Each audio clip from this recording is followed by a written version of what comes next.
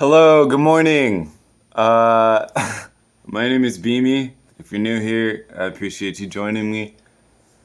We talk a lot about a lot of different things here. And so today I wanted to just kind of share, um, I don't know, relationships are interesting, right? Dating and that being a human being next to each other and being people, it's a wide, strange world. And so I just wanted to share basically why I've been single for about a year, about a year, actually like a year. um, and there's been other times in my life where I was single for longer. I mean, I've been single for most of my time being a person in the dating world, um, because it has been healthy for me. But I've also had many different relationships, and some lasted longer than others, and some were healthier than others, and some were absolutely terrible. And so before I get into kind of my dating history, I guess, um, I'd like to talk about where the origin of my relationship or experience and perception of women came, which was from my mother, which is true for most of us. I would assume whether you're a boy or a girl, the first woman you ever know is your mother. Usually, not all the time, obviously. But so, I was born on Mother's Day, actually, in 1995. Sunday, it was a full moon. I was born to a mother who was not healthy, who struggled a lot with addiction, with drugs, with alcohol, with anger, violence, rage,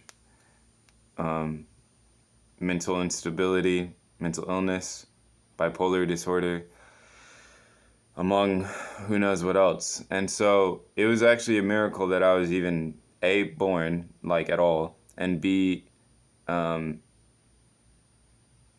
like healthy-ish. I was born with a faulty tricuspid valve in my heart.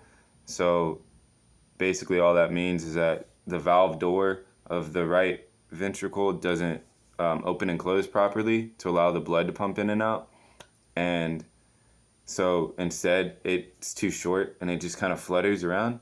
And so that creates a backlog, like a of the blood flow, just kind of regurgitates back into itself, and it doesn't pump enough blood to my extremities. And so it's just something that it's similar to something called Epstein's anomaly, but it's not that. And basically that meant that all growing up, every year I had to go for a heart checkup and get an EKG, and they do them things like they kind of do for a sonogram when you're pregnant, and monitor my heart. I was never on medication for it. I never had surgery for it. And at this point, it's I don't even do that, and I feel great, and I've always felt great, and I have always been athletic and active and push my body to its limits, and today I feel fantastic, like the healthiest I've ever been. But basically, my mom did a lot of drugs and was on a lot of things while she was pregnant with me. So, I could have had fetal alcohol syndrome. I could have died. I could have been born with a lot more issues than that. So, I'm very grateful, and, you know, yeah, I mean, I'm privileged. It's an honor to be alive, to be able-bodied, to have two arms and two legs, and a strong mind, and a big heart. My heart's a little enlarged. I think that's fitting. So then, actually being into the world, being born, I went through years of abuse, beatings, of neglect, of being left, of being screamed at, of being assaulted by her and others. And it obviously like didn't help my ability to form relationships with women. And then moving away from that, once my dad got custody of me at 3 years old, I still had to see my mom till I was about 13, 14 due to court orders, like every week, every other weekend for a while, and then every month. And that didn't help me get over that abuse and trauma. It was like just putting me back in it over and over and over again. And so I struggled to like emotionally develop as a kid until after or during and after high school. But my dad was married to a woman, my stepmom, and my whole life I saw my stepmom as my savior because she didn't hit me. And it wasn't until I was about 22 that it finally hit me that that she was basically as psychologically manipulative and abusive to me as my mom was physically. And that, you know, the words were just words, and they weren't, the love was just words. And I mean, she basically convinced doctors that I had a disorder that I didn't have, and I've talked about that before, but she tried to rewrite history after my dad died and make him into somebody he wasn't, and to try to control me in a certain direction. I used to go to a friend's house, you know, in high school and be like, hey, I'm crashing over at this guy's or whatever. And the next day I'd come home and she'd be like, so where does he live? And show me. And like, she had to know where all my friends live. She didn't let me get my license. She didn't let me move out. And I believed everything she ever said, and I trusted her. And I paid the price for a long time for that, until I finally snapped out of it and got away. And the last time I spoke to her was at the end of 2022, and every day of my life has gotten better ever since. So I just say all of that to preface that the two most important women in my life, and the first two women in my life, were, for lack of a better word, awful and detrimental, and I don't know, just very unhealthy. And so my relationships were never healthy. The first girl I ever dated, she was like a year and a half, maybe 2 years younger than me.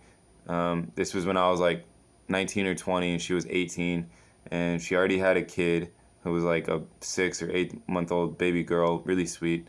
And she was really sweet, but I don't know what I was thinking. Like, I'm not going to be a stepdad at 20 years old. It's nuts. But, you know, she struggled a lot with insecurity and worth, and just kind of made things into a bigger deal than they had to be, which seemed like a big deal at the time. But in my future relationships, she was actually more mild than some of the others. And we've talked in recent years a little bit, and for a while we remained decent friends. And I mean, she's a good person, and I appreciate her family. I think she's a cool person, and there's no ill will there. But you know, it didn't make any sense, and it wasn't healthy either.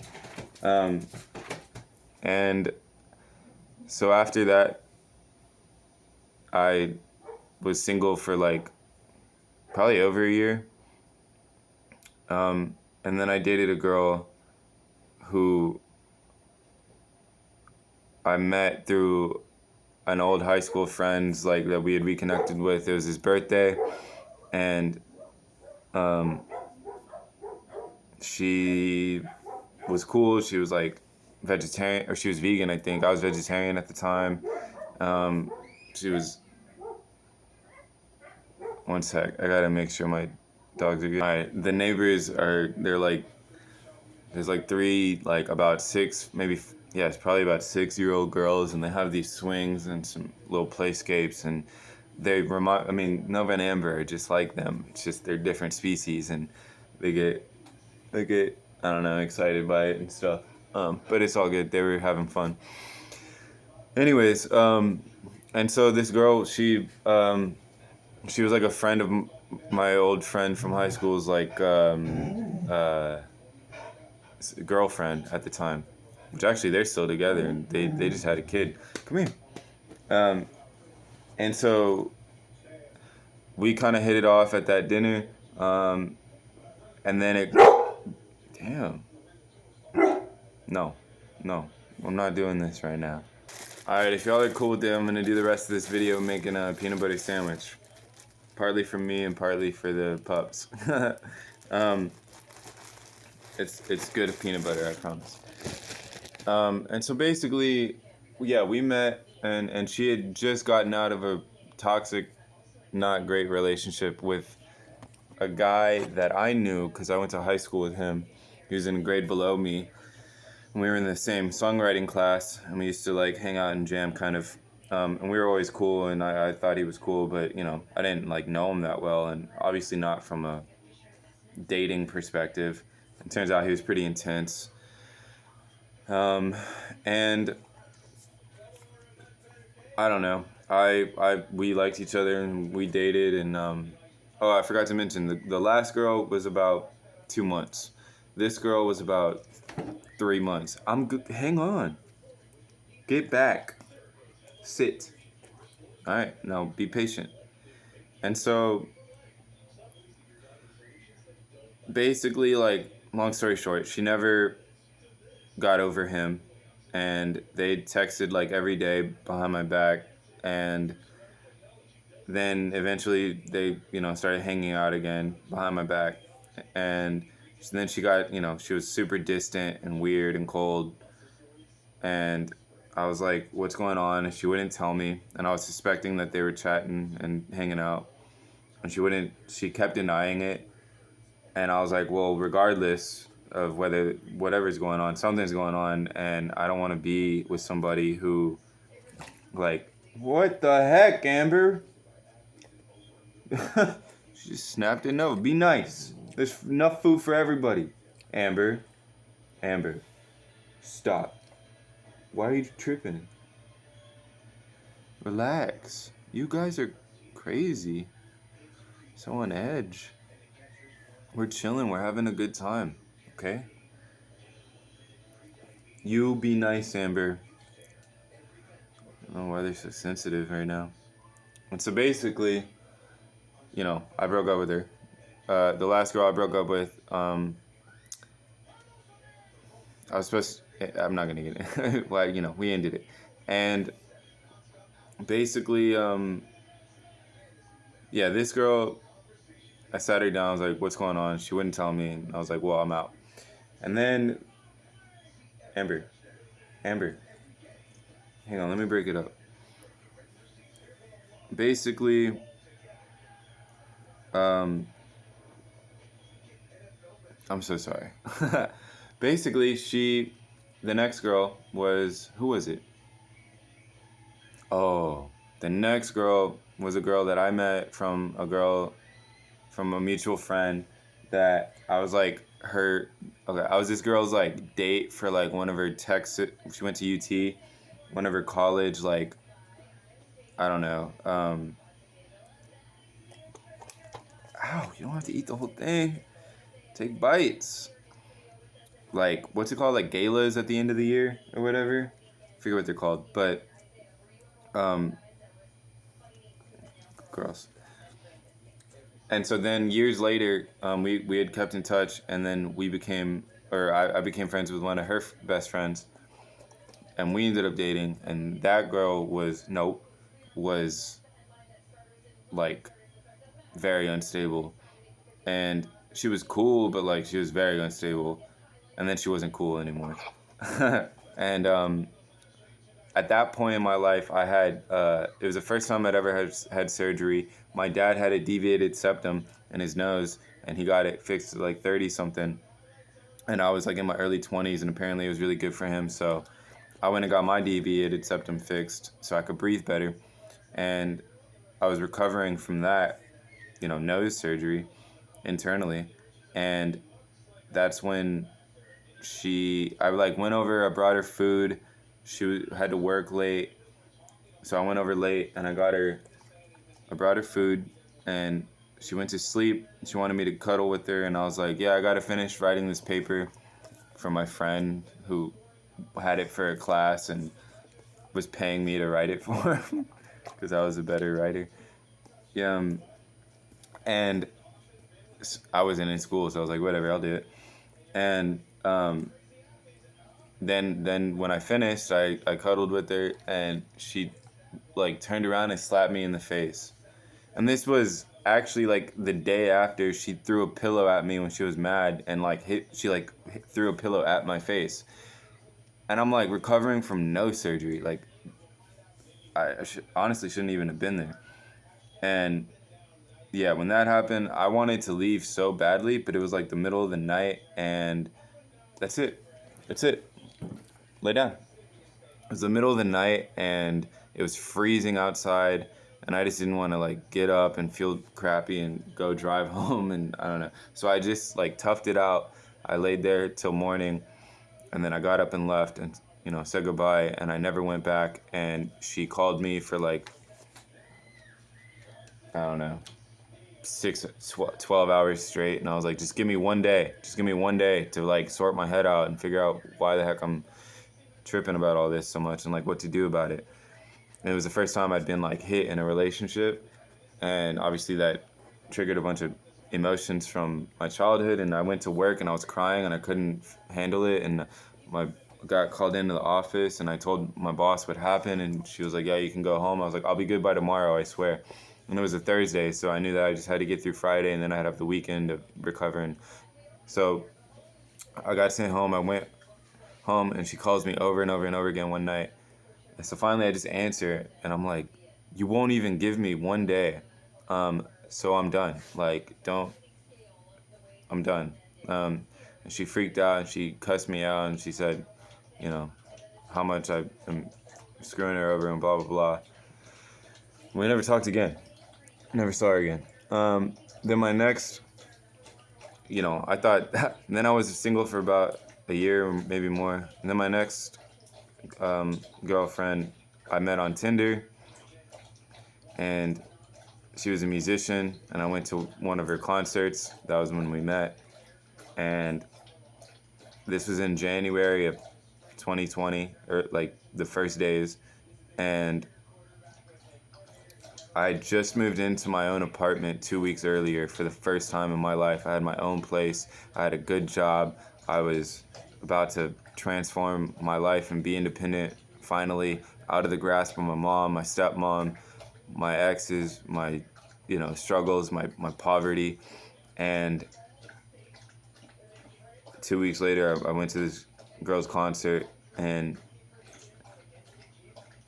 I don't know, we were really similar. We came from similar families. She didn't know it though. And anyways, she had the same disorder that the previous girlfriend had that had hit me, borderline personality disorder. But it also a lot more. And it got so extreme. And then she was hanging out, pretty often at my apartment. And then COVID shut everything down, and so she didn't go back. And she did online school and basically moved in to my apartment in March. And, I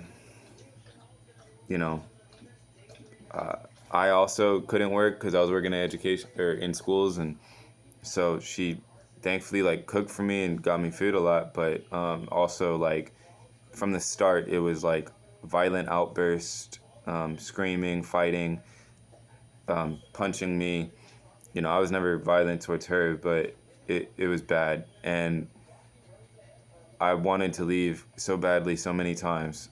And I tried to a few times, and it just never really was able to happen. And so basically, we moved into a duplex together after that apartment.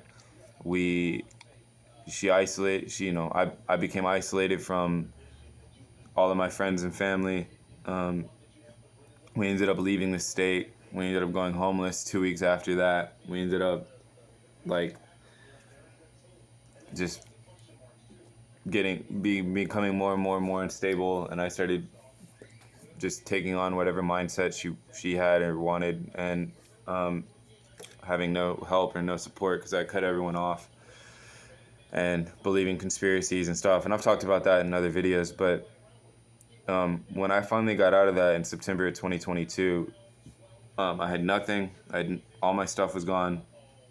Bought a car on Craigslist. Came back to town. Had nobody, and like was a broken, shut down shell of a man, and little by little by little built myself back up. Got work. Got friends. We got social normalcy in my life again, and in I think it was around March of 2023, I was starting to feel like it had been enough time out of that relationship. I was starting to feel like better. I was starting to feel like, man, I do have a lot of love in me. I could be a good partner to somebody, and I want that opportunity. I want that chance. I was journaling a lot every day. So I started writing like what I wanted from my partner and somebody, and I've done all the positive things that I wanted in somebody. And about a month later, um, a friend that I had made in January of 2023, um, at the park, um, at the dog park, at the creek. Um, we'd been hanging out. She was in a separate relationship. Got out of it. Wasn't very healthy. We remained friends. We really supported each other, and then we dated and started dating. And it was she was the first person I'd ever dated that it wasn't there was no toxicity. It wasn't a toxic relationship. It wasn't an abusive relationship. It was a really nice, loving, and caring relationship. And she, but when I met her, I was like basically still living in my car. She had a pretty rough living situation. Her roommate was really awful and mean.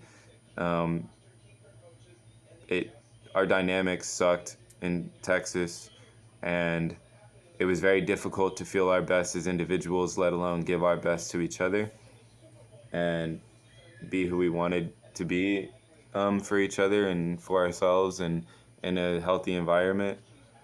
Um, and that wasn't it. It wasn't just the environment. Like, I had things to work on a lot.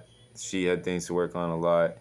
And we kind of ended up just basically showing each other that, I guess.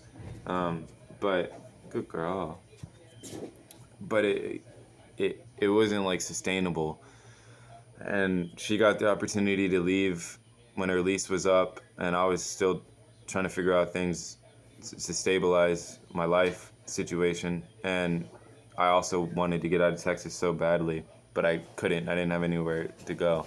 But I was so happy for her and that she did, and so we went our separate ways. And one of the last things she said to me was, she's like, there's plenty of girls who will want to talk to you, but just make sure make sure you are with girls that are nice to you. And that sounds so simple, but I've kept that in mind every day of my life ever since, and it meant a lot to me. And she was right, and so that's my at least initial number one discernment when I am around somebody. I mean, everybody at this point, but especially women, is, are they nice to me? And so after she left, I I like I didn't date, but I was kind of had a fling with one person, um, and she was nice to me, but it was uncomfortable, and our dynamic didn't vibe at all. And like pretty quickly, like within our first few hangout, like by the third hangout, I got super overwhelmed, and I was like just not feeling good about it at all. And I was like, look, I'm sorry, I can't hang out anymore. Um, just I got to focus on myself. I got to be better. I got to do better. I got to worry about my own life. And I appreciate you, but I can't. And she took it kind of hard, and um, that was that. And pretty much ever since, that was back in like November of last year, 2023, and pretty much ever since, every day, I've been focused on myself, been working on myself, been making so much progress as a person, as a man, as a dog father, dog daddy, as a friend, as an artist, as a writer, as an actor now, as a musician, as a human being, as a voice for the less fortunate and oppressed, and um, humanity and animals and the world. Um, I've learned so much. I've come so far, and like I'm incredibly proud of myself. Um, and I mentioned the other day in a live that is also a video up on here where I talk about marriage and parenthood. I'm not there yet. I'm not the partner I want to be yet. I'm not the boyfriend or the husband or the father or the that I want to be yet. But I feel close. I feel poised and prepared, and like I fit the part. It's just a matter of that my external reality reflecting how far I've come and what I've reached today. And so, about to get a new job, about to get a new place to live, about to stabilize my financial situation. And with those things in place, then I can start thinking or being open to, you know, being a healthy, supportive, and loving partner to the right person. And that means a lot to me. And that's something I look forward to. But I'm remaining present in the moment, allowing things to play out, allowing things to be, appreciating my friendships and my dynamics and my pups and my life, and how wonderful, how many wonderful people I know and are in my life. And it's okay, little girl. And I'm happy.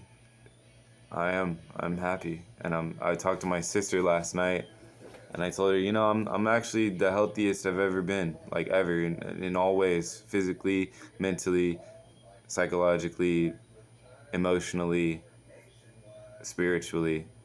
I'm just, it's coming all together, and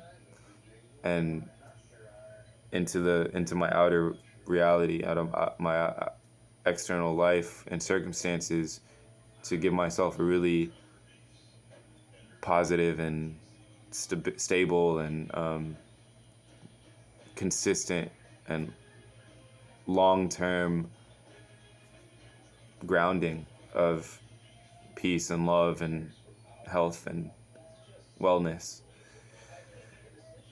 And that's incredible to me. So basically what I'm saying is all of this is why I've been single for the last year and why things have gone the way they have in terms of relationship dynamics, and why I imagine I won't be single like for another year. That's all I'm saying.